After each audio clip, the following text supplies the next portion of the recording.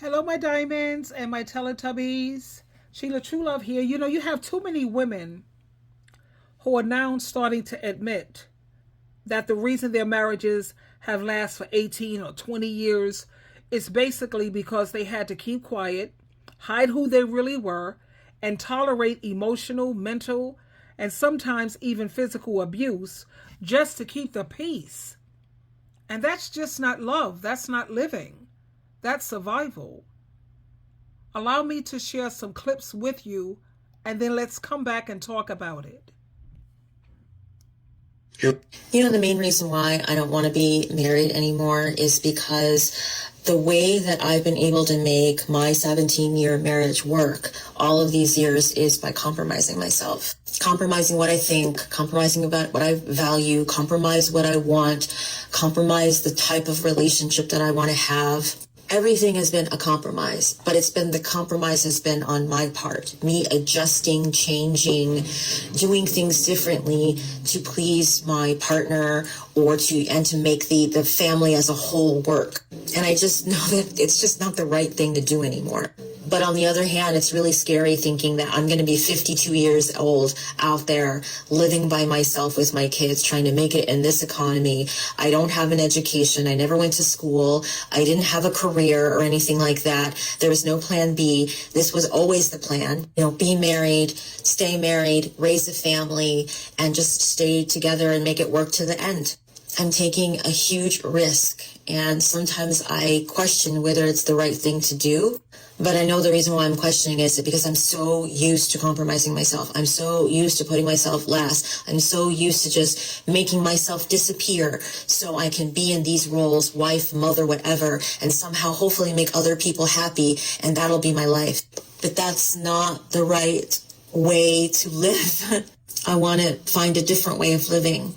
And I have a lot of regret that I've waited so long and I'm doing it now at 52. I don't have youth. I don't have, all of the optimism. I don't have years and years in front of me. I don't really even have the time to kind of wait on it or waste. I don't have a ton of time. If I don't do it now, when will I ever do it? When will I ever be comfortable in my own skin? When will I ever feel proud and happy and like myself? When will I ever be in a situation like that again unless I go out there and try to take it for myself? It's pretty scary, but I have a feeling that it's going to be worth it. I think it's going to be worth it. Sam, it is not easy to leave. It definitely isn't. And that wasn't what I was trying to imply in my video. I know firsthand how difficult it is to leave. I was married for 18 years. I faced some of the same issues that you're talking about. I didn't have a job. I was a stay-at-home mom for like 13 years. I didn't really have my own money. I didn't have work experience. I didn't get a degree or anything. I had 2 kids that were disabled that I was taking care of. I don't have family. My mother passed away years ago. My father, I never knew him. I have a twin sister that I'm estranged from. And I have a niece that I'm very close to, but she's in no position to take me on. These were very important factors for why I stayed. But also I stayed because I loved my husband. And in a lot of ways, I still do. I believed the mistreatment when it happened was a one-off. I didn't believe that this was something that was going to continue to happen.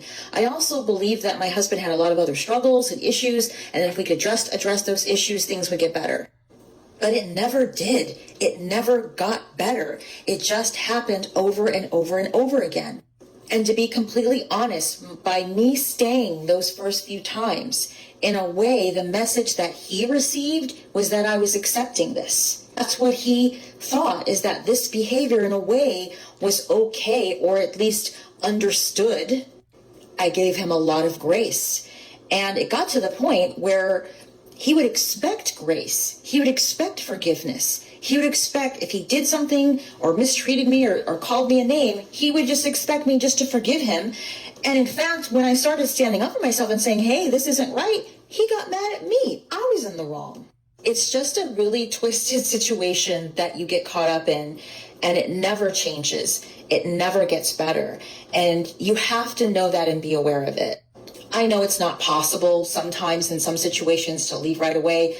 I don't know if it was possible for me. I would have been in a real big hardship if I had done it. But I'm in a big hardship right now. I waited 18 years. I'm having a lot of hardship right now just trying to find somewhere to live. But I need to do this. I need to do it because I have to stand up and say I cannot and I will not be treated like this anymore. I've got 2 daughters and I've got to show them. I've got to demonstrate with my own example that a woman should not be treated this way and that it's appropriate and necessary when a woman is being mistreated for her to stand up for herself and remove herself from that situation. I am so happy to report that she did leave. She found herself a job as a CNA, and she's coming to realize that, yes, I can make it without putting up with abuse. My divorce rant video. First of all, thank you to all the women that were in my comments giving me support, encouragement, advice, mainly to listen to my lawyer. I am doing just that. I had a meeting with my lawyer yesterday and, she reassured me that as far as the military retirement, the law is on my side. We will prevail on that issue. But if my soon-to-be ex-husband wants to litigate it, that he can do that. As far as him trying to use the child support as leverage to get me to sign off on it, I do have the option to get a temporary order or go to his command informing them of what he's doing or threatening to do. In the meantime, she sent his lawyer the settlement offer, and then we'll see what they say. I'm also looking for apartments. I'm putting in more applications. I've gotten a few no's, but I'm confident that I'll be able to find something that's suitable for me and for my children. This whole situation has really been a reminder that I needed about who I'm dealing with, because this is the person that I was married to for 18 years. His behavior, his rhetoric, the name calling, the threats, all of that was something that I lived with for years. And sometimes I ask myself, how did I do that? And I did it by gaslighting myself, accepting the behavior, making excuses for him, and just numbing myself to all of it. But I'm not that person anymore. Filing for divorce was a step that I took to reclaim my life again, to say that I did not want to live that way. I refused to live that way. And my eyes are open and I'm seeing this person for who he truly is and responding accordingly. I'm actually more determined than ever to follow through with this divorce. I'm going to create a great life for myself and for my children. And if I have to do it completely on my own without his support or anything like that, then so be it. I know that I can do hard things. I was married to him for 18 years and I survived it. And not only did I survive it, I've managed to thrive. I'm a great mom. I'm a good person. I'm a hard worker. I know that I can do this, and I'm not going to let, his bullying and his threats and all this stuff to undermine me. I'm not going to let it stop me. I'm sure there's going to be more to come. This process is not going to be easy. He's going to make it as hard as he can. But, what's new? He's made my life pretty difficult for the last 18 years, and I'm still here. I'm still here. I'm still determined. I'm still confident. I'm going to have the life that I want and need, not just for me, but for my kids.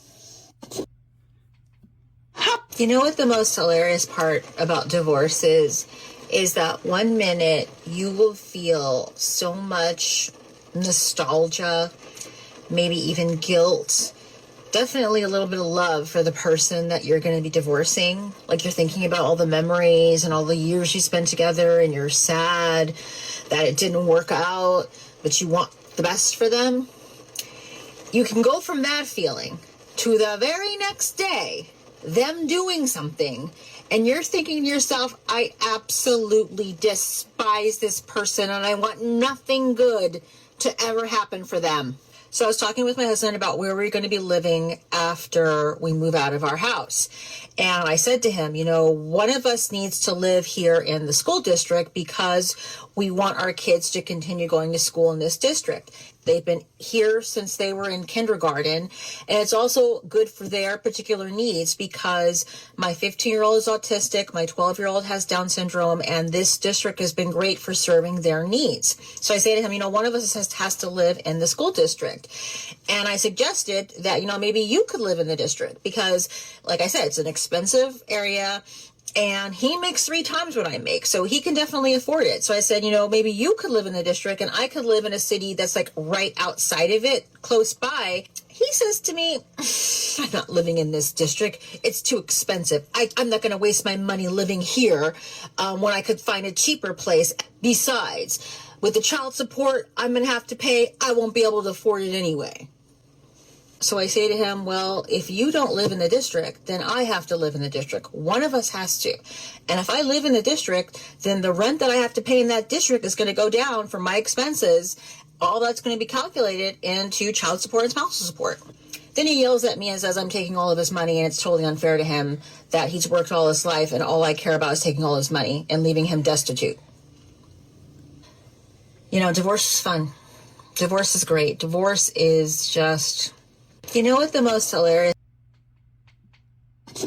What's interesting about this is I also had a mother who had a series of men in her life that she also depended on financially, men who tracked her, men who were violent towards her. I grew up in that. And so you would think that I would be like, oh my gosh, I'm never going to let that happen to me. But what happened was witnessing all of that in combination with the fact that my mother was very, very male-centered, which that was of her time, it made me think that, yes, I need to be independent, but I only need to be independent until I meet a good man. Because the goal was still to be in a marriage and to be in an environment or a situation with a man where a man was going to take care of me, protect me, be a father to my kids, create this zone of safety for me. So when I was independent and working and taking care of myself, it was just I was just doing that for now until I find that man. I actually have a video about that, my single life being a placeholder event. So even though I had witnessed my mother trapped in these situations financially, her physical safety was at risk with all of these men, what I took away from it was, yes, I needed to be independent and get a job and take care of myself, but I still needed a man if I was going to be safe, protected, and be able to create family. I couldn't do that on my own. The mistake my mother made is she picked the wrong men. All I needed to do was pick the right man and I would be okay. One of the biggest lies that women get told is that we need a man to protect us, right? We need a man to protect us from, the world, from other men, from violence, from financial instability. We can't have a family unless we have a man. That's what was programmed into us, especially when you were raised by a male-centered mother. That's really what was in my mind. So even when I was independent and taking care of myself, I was like, this isn't the right life for me. This is what I really want. What I really want is to be protected and loved by a man. It just has to be a nice man that would never do anything to hurt me. And this beautiful young lady, as I said, I am so proud of her because she made it out. She's working as a CNA. And she's doing pretty good for herself. Because it's true, for far too long, many women were conditioned to believe that their survival and happiness depended on having a man to provide for them. But thank God, when you look at today's modern women, they are breaking that outdated mindset. And they're proving every day that they can thrive, they can build, and they can succeed on their own terms. She's not waiting to be rescued. She's doing the rescuing. Too many women, for too long, they were taught that their true value came from being attached to a man who could take care of them. But today's women, I'm so proud. They're rewriting that story. They're building businesses, raising families, getting educated, and walking boldly in their purpose with or without a man by their side. I'm even seeing more and more women starting to buy houses together, opening up businesses together. They have their contracts in order and they're doing it. No human was ever created to be dependent. We were created to be a whole person within ourselves. And so many women are finally waking up from the old lie that says you need a man to survive. Oh, hell no. No. You need vision. You need God. You need Jesus. You need courage. And you need self-respect. And like I said, the modern woman of today, she's living proof that success and peace are possible on her own terms. And let's get this straight. Needing a man to survive was a lie that was sold to women for generations. But modern women, they're showing up and they are showing out. And they're showing the world that they can stand tall and thrive and succeed and become successful, very successful, without being dependent on anyone. Women should never have to feel like they have to lose themselves in order to keep and sustain a relationship. You should never have to shrink just to make someone else feel comfortable. Real love, it allows you to grow. It allows you to speak, to be respected, and for you to feel safe. If someone is constantly tearing you down, controlling you, or making you feel less than, then that's not a healthy marriage. In fact, that's a prison. And standing up for yourself doesn't make you difficult or rebellious. It makes you brave. It makes you know your worth. And walking away from abuse isn't giving up. It's choosing to live your best life. It's choosing freedom, peace, and the chance to become the woman that you were created to be. You don't have to wait 20 years or 18 years trapped in this marriage like this beautiful young lady was. You matter now, right now. So don't waste those years. Like she says, she's 52. She was trapped in that marriage for 18 years. I say the first time they start mistreating you, the first time should be the last time. Twinkle, twinkle, twinkle.